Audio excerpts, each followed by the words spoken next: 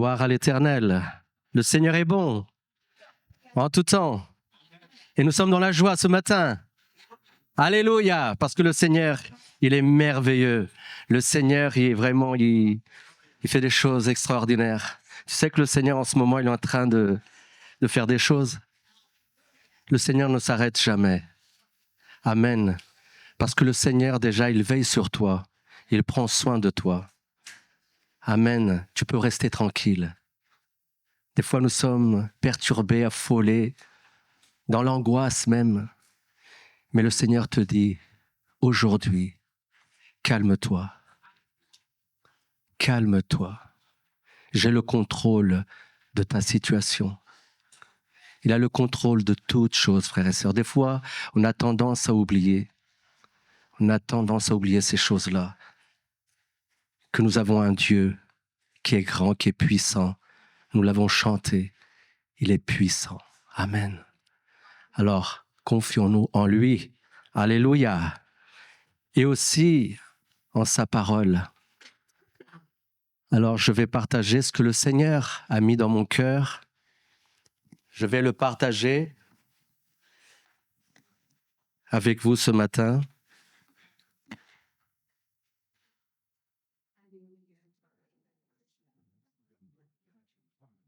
Dans l'évangile de notre Seigneur Jésus-Christ selon Luc. Alléluia. Le chapitre 7. À partir du verset 1er jusqu'au verset 10. Luc 7, du 1er verset jusqu'au 10. Nous dit la parole de Dieu ceci. Après avoir achevé tous ses discours devant le peuple qui l'écoutait, Jésus entra dans Capharnaüm. Un centenier avait un serviteur auquel il était très attaché et qui se trouvait malade, sur le point de mourir. Ayant entendu parler de Jésus, il lui envoya quelques anciens des Juifs pour le prier de venir guérir son serviteur. Ils arrivèrent auprès de Jésus et lui adressèrent d'instantes supplications, disant « Il mérite que tu lui accordes cela, car il aime notre nation, et c'est lui qui a bâti notre synagogue. » Jésus, étant allé avec eux, n'était guère éloigné de la maison, quand le centenier envoya des amis pour lui dire « Seigneur, ne prends pas tant de peine, car je ne suis pas digne de que tu entres sous mon toit. C'est aussi pour cela que je ne me suis pas cru digne d'aller en personne vers toi. Mais dis un mot et mon serviteur sera guéri. Car moi, qui suis soumis à des supérieurs, j'ai des soldats sous mes ordres. Et je dis à l'un, va, et il va. À l'autre, viens, et il vient. Et à mon serviteur, fais cela, et il le fait. Lorsque Jésus entendit ces paroles, il admira le centenier, et se tournant vers la foule qui le suivait, il dit, « Je vous le dis, même en Israël, je n'ai pas trouvé une aussi grande foi. » De retour à la maison, les gens envoyés par le centenier trouvèrent guéri le serviteur qui avait été malade. Amen. Qui avait été malade. Ô Seigneur, merci pour ta parole, Seigneur. Ce texte, frères et sœurs, nous parle d'un certain personnage, un centenier, centurio en latin, officier romain, un nom juif, en fait un païen. Et il faut savoir qu'un centenier commandait une centurie, environ 100 soldats. Et c'était une autorité très respectée, symbolisant le pouvoir romain en territoire juif. Et nous dit le texte que ce centenier avait un serviteur auquel il était très attaché. Il tenait beaucoup à lui. Mais son serviteur était malade, sur le point de mourir, nous dit la parole de Dieu. En Matthieu, chapitre 8, verset 6, à propos de ce même récit, il est dit que son serviteur était couché à la maison, atteint de paralysie et souffrant beaucoup. Souffrant beaucoup à cause de cette paralysie. Mais en revenant à notre texte, au verset 3, il est dit « Ayant entendu parler de Jésus ». Ayant entendu parler de Jésus. Et c'est intéressant, frères et sœurs, dans la Bible, quand une personne entend parler de Jésus, et peu importe par quel moyen, ce n'est jamais un hasard. Cela provoque presque toujours une suite décisive, une réaction, un mouvement qui change la situation. Et j'appelle cela, frères et sœurs, la foi. C'est la foi. Car la foi naît souvent de ce que l'on entend de Jésus, de sa parole. En Romains 10, verset 17, il est dit « Ainsi la foi vient de ce qu'on entend, et ce qu'on entend vient de la parole de Christ. » Amen. Alléluia. C'est comme, frères et sœurs, une semence déposée dans le cœur. Elle déclenche un mouvement intérieur et booste la foi. Elle booste la foi. Elle booste ta foi. La parole de Dieu booste ta foi. Je t'encourage à lire, à méditer dans la parole de Dieu parce qu'elle booste ta foi. Et quelque chose va se passer comme un tournant dans la vie de la personne. Rappelons-nous, frères et sœurs, de ce merveilleux passage de la femme qui avait un flux de sang. En Marc 5, 27, 29, ayant entendu parler de Jésus, ayant entendu parler de Jésus, elle vient dans la foule par derrière et toucha son vêtement, car elle disait, si je puis seulement toucher ses vêtements, je serai guérie.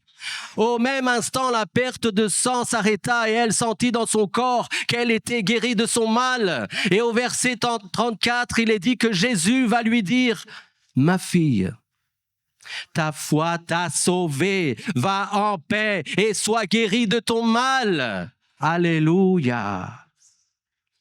La finalité de cela, c'est qu'elle a reçu une guérison immédiate. Et tu peux dire, gloire à Dieu, gloire à Dieu. Rappelons-nous aussi, frères et sœurs, ce merveilleux passage. Bartimée, l'aveugle. Lui aussi entend parler de Jésus. En Marc 10, versets 46 à 48, il est dit, « Ils arrivèrent à Jéricho. Et lorsque Jésus en sortit avec ses disciples, avec une assez grande foule, le fils de Timée, Bartimée, mendiant, aveugle, était assis au bord du chemin. Il entendit que c'était Jésus de Nazareth et il se mit à crier, « Fils de David, Jésus, aie pitié de moi !» Plusieurs le reprenaient pour le faire taire. Mais il criait beaucoup plus fort, « Fils de David, aie pitié de moi !» Et le verset 52 de ce passage, Jésus va lui dire, « va. Ta foi t'a sauvé. Aussitôt, il recouvra la vue et suivit Jésus dans le chemin. Amen, Église. Alléluia. Et au final, sa vue fut entièrement restaurée. Entièrement restaurée. Gloire à Dieu. Alléluia. Tu peux le dire ce matin. Gloire à Dieu. Alléluia. Oh, merci Seigneur. En revenant au texte, frères et sœurs, nous voyons que cet homme, ayant entendu parler de Jésus, il ne reste pas là sans rien faire. C'est une opportunité à saisir. N'oublions pas que cet homme savait bien qui était Jésus. Il savait qui était Jésus. En fait, il va réagir. Et là, toujours au verset 3, nous dit la parole de Dieu qu'il envoie quelques anciens des Juifs pour le prier, le supplier, implorer de venir guérir son serviteur. Et nous savons, mes amis, que la foi produit la persévérance parce qu'elle nous permet de tenir ferme. Mais lorsque tout semble impossible, Amen, à cause de ta foi, si tu as la foi, eh bien tu vas tenir ferme. Tu vas tenir ferme. Et sa persévérance, écoutez, frères et sœurs, va produire du fruit. Son attitude va même toucher ces Juifs pour plaider en sa faveur. Ils vont dire à Jésus, il mérite que tu lui accordes cela, car il aime notre nation. Et c'est lui qui a bâti notre synagogue, alléluia. C'est lui, Seigneur Jésus, qui a bâti notre synagogue. Et il faut savoir, dans l'ensemble, frères et sœurs, que les Juifs détestaient les Romains. Parce qu'au temps de Jésus, Israël était sous domination romaine, sous un pouvoir païen, un pouvoir qui opprimait le peuple. En fait, ce centenier n'était pas comme les autres. Ce Romain n'était pas comme les autres. Et ces Juifs vont dire, il mérite que tu lui accordes cela. Et là, frères et sœurs, Jésus ne dit plus rien. Jésus ne dit plus rien. Il est émerveillé de la foi du centenier. Alors il se hâte d'aller avec eux. Et en Matthieu, chapitre 8, verset 7, de ce même passage, Jésus va dire, « J'irai et je le guérirai. » Waouh! Alléluia! Il est dit au verset 6 que Jésus va avec eux. Et n'étant guère éloigné de la maison, le centenier envoie des amis. Et c'est incroyable. C'est incroyable. Les Juifs disent que du bien de lui, que du bien de cet homme. Et ils sont là pour lui. Alléluia. Et c'est même ses amis se rendent auprès de Jésus de sa part pour lui dire, « Seigneur, ne prends pas tant de peine, car je ne suis pas digne de que tu entres sous mon toit. C'est aussi pour cela que je ne me suis pas cru digne d'aller en personne vers toi. » Premièrement, frères et sœurs, nous savons que les Juifs évitaient d'entrer chez les païens pour ne pas devenir rituellement impurs. C'était une coutume juive. Et deuxièmement, ce centenier sait qui est Jésus. Il sait qui est Jésus. Et il a de la reconnaissance et une humilité profonde envers lui, envers Jésus. Ce centenier est aussi une autorité militaire. Et il dit au verset 8 que lui-même est soumis à des supérieurs et qu'il a des soldats sous ses ordres. Et il dit à l'un, va, et il va, à l'autre, viens, et il vient, et à son serviteur, fais cela, et il le fait. Mais, frères et sœurs, il reconnaît en Jésus une autorité excellente. Pas n'importe laquelle, mais une autorité spirituelle, une autorité divine. Waouh! Il croit profondément en la puissance de Jésus. Rempli de foi, il sait que Jésus peut guérir son serviteur, même sans venir chez lui. Mais dis un mot et mon serviteur sera guéri. À peine un mot, Seigneur. À peine un mot, Seigneur.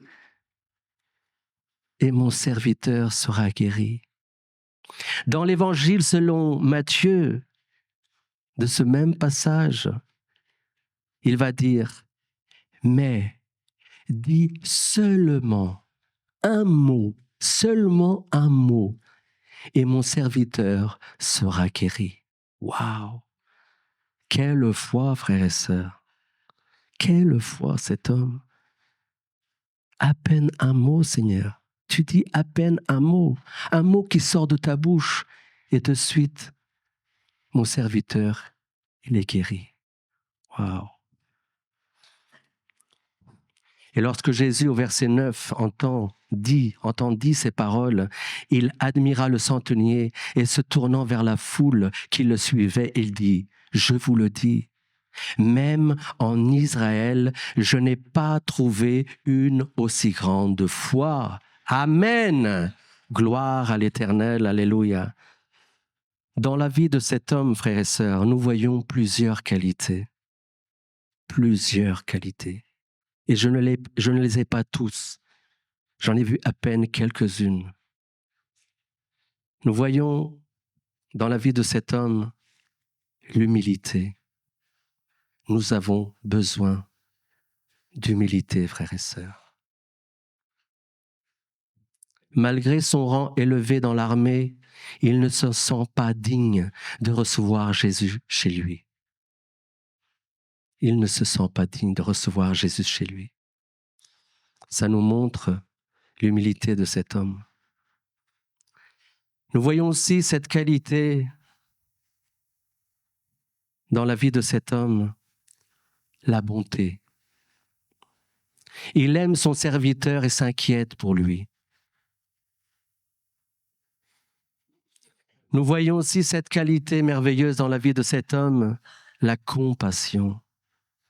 Il agit rapidement pour sauver son serviteur qui est sur le point de mourir.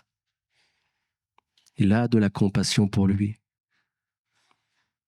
La bienveillance, du respect, de la sympathie pour la nation juive.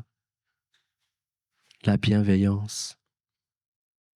Et nous avons aussi la foi, frères et sœurs. La foi est l'une des plus grandes qualités de l'homme, car sans elle, il est impossible de plaire à Dieu. Amen. Alléluia. Le centenier sait que Jésus n'a pas besoin d'être présent physiquement. Sa parole suffit. Mais dis un mot et mon serviteur sera guéri. Et c'est là que Jésus va dire à toute cette foule qui le suivait, même en Israël, je n'ai pas trouvé une aussi grande foi. La foi, frères et sœurs, est un don de Dieu.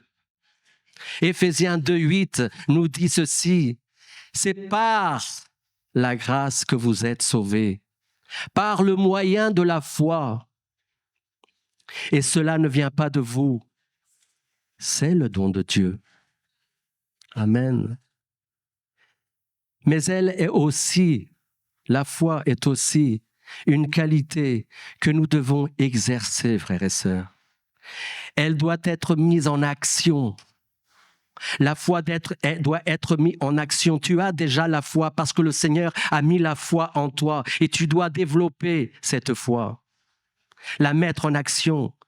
Et Jacques va dire au chapitre 2, verset 17, « Il en est ainsi de la foi. Si elle n'a pas les œuvres, elle est morte en elle-même. » Tu peux avoir la foi, mais si tu ne mets pas en pratique, si tu ne exercites pas la foi, elle est morte en elle-même. En fait, frères et sœurs, les qualités du centenier sont révélées par ses œuvres, car ses actes témoignent sa foi. Amen. Les qualités de ce centenier sont révélées par ses œuvres, car ses actes témoignent de la foi. Amen. Alléluia. Et pour conclure, frères et sœurs, regardons ce qui s'est passé à la fin de ce passage. Il s'est passé quelque chose d'extraordinaire à cause des qualités extraordinaires de cet homme, à cause de la foi de cet homme. Nous dit la parole de Dieu au verset 10 que de retour à la maison, les gens envoyés par le centenier trouvèrent guéri le serviteur qui avait été malade. Amen. Waouh. Que nous puissions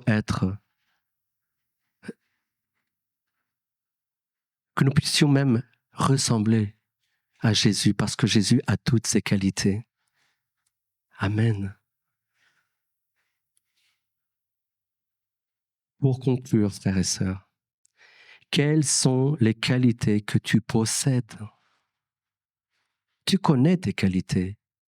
Quelles sont les qualités que tu possèdes? Sont-elles agréables à Dieu?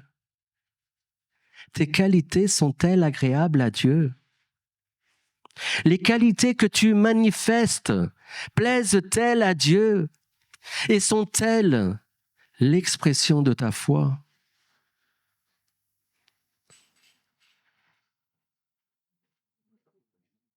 Frères et sœurs, que ces qualités t'accompagnent dans ta vie, nous accompagnent à tous dans notre vie.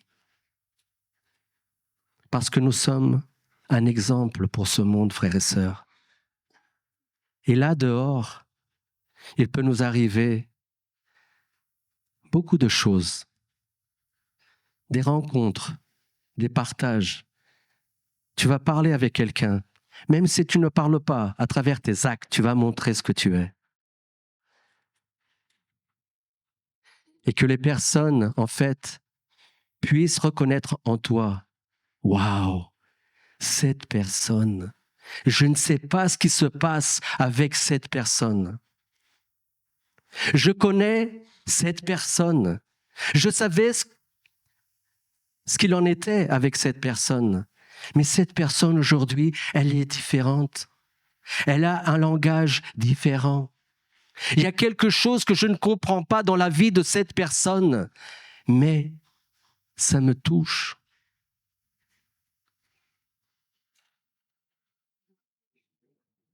Même si la personne ne te connaît pas, qu'elle ne t'a jamais vu, elle va le dire aussi. Waouh!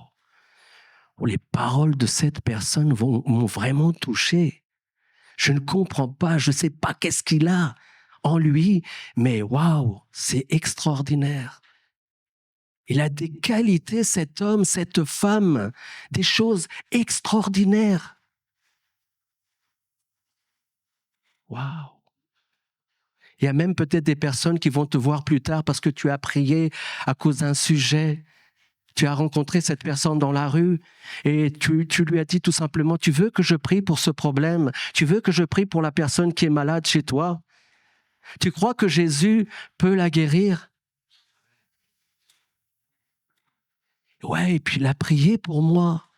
Il a prié aussi pour la personne qui était à la maison, elle était vraiment malade. Et quand je suis arrivé à la maison, après d'avoir rencontré cette personne que je ne connais pas, de nulle part, je ne la connais pas, mais elle a prié tout simplement parce que j'ai voulu, et j'ai dit même, oui, je le crois. Et je suis arrivé à la maison, et elle était complètement guérie. Amen. C'est ces qualités qui sont en toi, qui doivent exprimer la foi que tu as en toi. Une foi vivante, une foi agissante, une foi en action. Et c'est cela que Jésus veut voir dans nos vies, frères et sœurs. Amen. Comme à plusieurs reprises dans la parole de Dieu, nous voyons, à cause de ta foi, qu'il soit fait selon ta foi. Je n'ai jamais vu en Israël le peuple de Dieu, hein. Et lui, c'était un païen. Je n'ai jamais vu en Israël une foi aussi grande. Alléluia, Seigneur, nous te rendons grâce. Et déjà, je veux te remercier pour ta parole, Seigneur. Cette parole, Seigneur, qui nous fait du bien, Seigneur. Cette parole, Seigneur, qui nous touche encore. Cette parole, Seigneur, qui font vraiment voir les choses où on en est, quoi, dans ma vie, dans mon cœur, de qu'est-ce qui se passe.